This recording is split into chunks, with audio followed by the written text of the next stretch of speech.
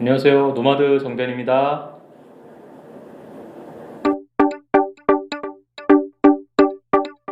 예, 요즘 암호화폐 거래가 굉장히 핫하죠. 특히 이제 암호화폐 중에서도 재정거래, 이제 차익거래에 대해서 문의하시는 분들이 많아가지고 오늘 이 시간을 빌려가지고 정리하려고 합니다. 암호화폐 재정거래는 과연 합법인가 또는 위법인가 이게 모호하기 때문에 오늘 이 부분에 대해서 간단히 정리를 해드리겠습니다.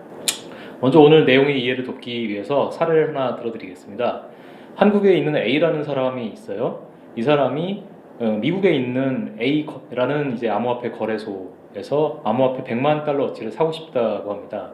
이 사람이 한국에서 미국으로 암호화폐 100만 달러어치를 송금했다고 칩시다. 그랬을 때 이 사람의 행위가 과연 외국환 거래법이라든지 제반 법률에 위반되는 것인지에 대해서 오늘 말씀드리겠습니다. 우선 외국환 거래법에서 규정하는 외국환과 자본 거래가 무엇인지에 대해서 풀어서 말씀을 드리겠습니다. 외국환 거래법은 외국환의 거래에 관해서 규율하는 법률입니다. 그럼 외국환이란 무엇인가? 라고 했을 때 외국환이란 어떤 대외 지급 수단 또는 외화 증권, 외화 파생 증권, 외화 채권, 외화 파생 상품이죠. 이런 것들을 이제 말한다고 이제 외국환 거래법에서 규정을 하고 있는데요. 이 중에서 소액 재정거래 투자자들이 가장 많이 이용하는 것이 이제 대외 지급 수단이라고 할 수 있고, 여기서 말하는 대외 지급 수단이라는 것은 잘 아시는 외국 통화인 달러나 엔화나 위안화나 이런 것들을 얘기하는 거죠. 자, 이제 재정거래와 외국환 거래법이 어떻게 연관되는지 한번 봅시다. 재정거래와 외국환 거래법은 어떤 경우에 연관이 되는가? 재정거래, 그러니까 우리가 얘기하는 재정거래라고 하면 차익거래를 얘기하는 거죠. 아비트리지 트랜잭션이라고 했을 때는 이게 뭘 의미하냐면 같은 상품이에요. 근데 A라는 시장에서는 이게 100원에 팔리고 B라는 시장에서는 80원에 팔려요. 그럼 어떤 생각이 들겠어요, 사람들이? 80원에 싸게 사서 A 시장에 가져가지고 100원에 팔아가지고 20원을 남겨 먹고 싶은 그런 욕망이 생기잖아요. 비트코인 재정거래의 경우에는 미국에서 사서 한국에 가져와가지고 파는 경우가 많아요. 한국의 경우에는 김치 프리미엄이라고 그래가지고 더 비싸게 거래가 되거든요. 자, 예를 들어 보겠습니다. 미국의 거래소에서 비트코인을 구입하려면 우리가 어떻게 해야 되죠? 먼저 달러가 있어야죠, 그죠? 근데 만약 없다면 외국환을 이제 달러를 사야죠. 달러를 산 다음에 그 달러를 미국에 있는 거래소에 이제 보내게 됩니다. 근데 이 과정에서 외국환 거래법이 적용될지 여부가 이제 애매하게 됩니다. 왜 그러냐면은 외국환 거래법은 사실 자본 거래, 그다음에 그 해외 직접 투자 이런 원인 행위에 대해서는 이제 신고 절차를 규율하고 있어요. 그런데 그 외에 가상화폐도 과연 이 외국환 거래법에서 열거하고 있는 그 유형에 해당이 되냐? 예를 들어 외국환 거래법은 자본 거래 유형으로 들고 있는 게 예금이나 신탁, 그리고 해외 부동산 투자, 그다음에 금전 대차, 증권의 발행, 취득, 파생 상품 거래, 이런 것들을 이제 규정을 하고 있는데 비트코인을 사거나 아니면 이더리움을 사기 위해서 하는 게 이 중에서 과연 어디에 해당될지가 명확하지는 않습니다, 사실. 외국환 거래법에는 가상화폐나 암호화폐에 대한 개념이 없기 때문입니다. 만약에 근데 외국환 거래법에 해당한다라고 우리가 보고 싶으면 어디에 해당한다고 볼 수 있을까요? 그러니까 이 비트코인이나 이더리움 같은 이제 비교적 공신력이 인정되고 있는 그런 암호화폐의 경우에는 어떨까요? 그 외국환 거래법 3조에 이제 그 정의 규정이 쭉 나와 있는데 그 중에서 보면은 제가 좀 전에 말씀드린 대외 지급 수단이라는 게 있다고 했잖아요. 그 대외 지급 수단으로 볼 여지가 이제 있긴 있어요.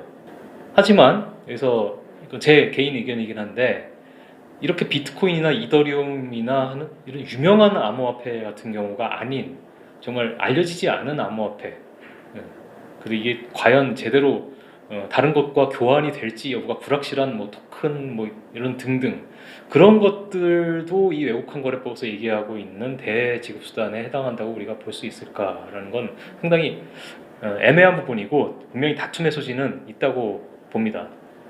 참고로 최근 지금 2021년이니까 재작년 12월인가 11월에 하급심 판결이 나온 게 있는데 그 판결은 이제 가상화폐를 구입하기 위해서 미국에 거주하고 있는 비거주자들한테 가상화폐를 막 구매하게 한 다음에 전자지갑을 통해서 가상화폐를 국내에서 이제 들여와가지고 환전했거든요.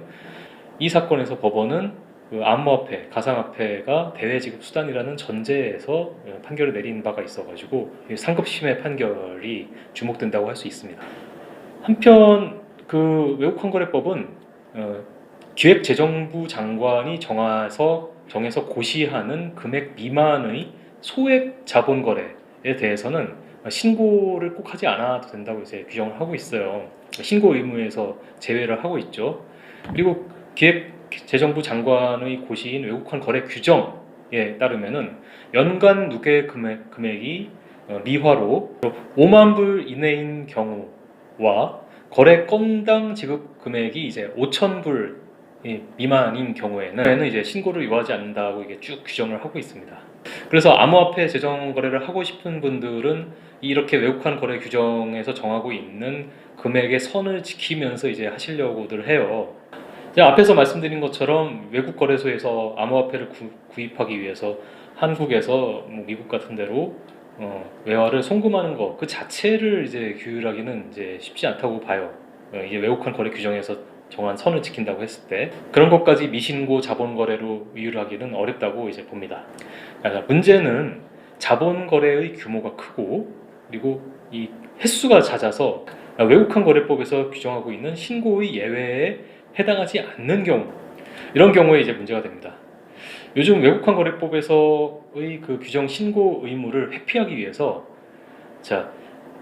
여러 사람들한테 이제 그 외국환 거래 규정이 정한 그 선, 연간 5만 불 이내, 그 다음에 건당 5천 불 이내, 이렇게 여러 사람들한테 그렇게 외화를 송금해서 외국 암호화폐 거래소에서 사가지고 한국에 가져와서 이제 환전하는 그런 거 이제 하시려는 분들이 계시는데 이런 경우가 이제 문제가 되거든요. 이게 한 명이면은 그 뭐 연간 5만 불 이내라고 하지만은 100명이 되면은 500만 불이고 1000명이 되면 5천만 불이 돼서 굉장히 큰 금액이잖아요. 이게 잘만 하면은 한몫 할 수 있지 않을까라고 하는 기대 심리가 작용하는 것 같은데요. 하지만 이렇게 하시는 거는 대단히 위험합니다. 경우에 따라서 외국환 거래법에서 금지하고 있는 외국환 업무를 업으로 하는 경우에 이제 해당된다고 이제 수사기관이 볼 수가 있거든요. 이렇게 불특정 다수 또는 다수의 사람들로부터 돈을 모아서 송금을 하게 된다라고 했을 때는 이게 대한민국과 외국 간의 지급 및 수령에 해당하는 외국환 거래가 될 수 있기 때문에 주의를 하셔야 돼요.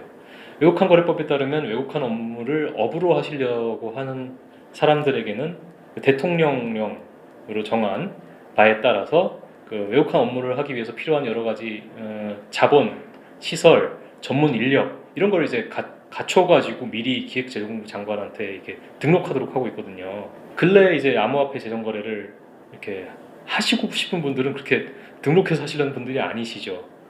이 엄격한 요건을 굳이 갖춰서 하고 싶으신 분들은 아니기 때문에 이제 좀 주의를 해야 된다고 제가 말씀을 드리는 거고, 다 개인들이 주로 대부분 많거든요. 이런 분들이 여러 사람들부터 돈을 모아가지고 외국에 돈을 송금할 경우에 수사기관은 이런 행위를 무등록 외국환 업무로 볼 소지가 굉장히 농후합니다. 그리고 무등록 외국환 업무의 경우에는 그 벌칙 조항이 있는데 이제 3년 이하의 징역 또는 3천만 원 이하의 벌금에 처해질 수가 있기 때문에 주의를 하셔야 됩니다. 참고로 기획재정부 장관에게 등록하지 않고 약 한 300억 원 넘는 금액을 이제 외국 계좌로 송금한 사건이 있었거든요. 그 사건에서 법원은 피고인에게 징역 2년을 이제 선고한 바가 있습니다. 자, 오늘 내용을 그럼 정리를 해보겠습니다. 자, 외국환 거래법에 따라서 미신고 자본거래 금액이 10억 원을 초과할 경우, 이거는 형사처벌 대상입니다. 그렇기 때문에 이거는 하시면 안 되는 거고, 10억 원 이하일 경우에는 형사처벌은 아니고 과태료 부과 대상입니다. 근데 그 과태료가 참 만만치 않게 커요. 다만 연간 누계 금액이 미화로 5만 불 이내인 경우와 이제 건당 미화 5천 불 이내까지는 그 미리 신고해서 거래하지 않아도 되는 신고 예외 대상에 해당하는 이제 자본거래라는 거를 이제 참고하시면 되고요. 그리고 불특정 다수로부터 돈을 모아서 재정 거래를 위해 외국에 돈을 송금하는 행위, 이거는 이렇게 해서 모은 돈을 재정 거래를 하는 것은 외국환 거래법상의 외국환 업무를 업으로 한 것으로 간주될 수가 있기 때문에 굉장히 주의하셔야 되고 법률 자문을 잘 받아보시고 진행하실 것을 제가 권해드리겠습니다. 마지막으로 정부의 암호화폐 규제 방향에 대해서 한 말씀만 드리겠습니다. 원칙적으로 지금 규제 불확실성이 크잖아요, 우리나라에. 그렇기 때문에 섣불리 이런 차익 거래를 하실 것을 권해드리지가 않아요.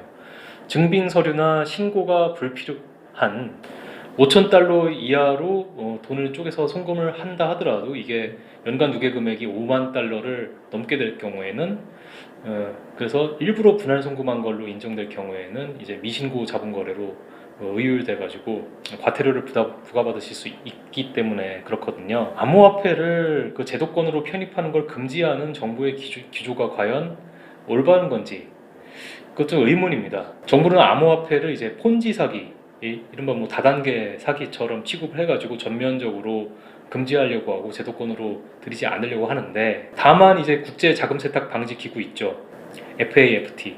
그곳의 권고에 따라서 특정금융정보법에 어쩔 수 없이 가상자산이라는 이름하에 거기다 넣긴 넣었지만 지금 우리나라 대한민국 정부의 기조는 암호화폐를 제도화하는 거를 원칙적으로 싫어하고 있거든요. 하지만 이런 최소한의 조처만으로 언제까지 암호화폐의 제도권에 대한 희망이라든지 불확실성의 제거를 원하는 이런 수요를 막을 수 있을 것인지 제 의문입니다.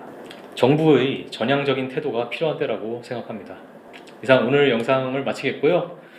다음 이 시간에 또 재밌고 유익한 내용 주제로 삼아가지고 찾아뵙겠습니다. 다음 시간에 뵙겠습니다. 구독과 좋아요 잊지 마시고요. 안녕.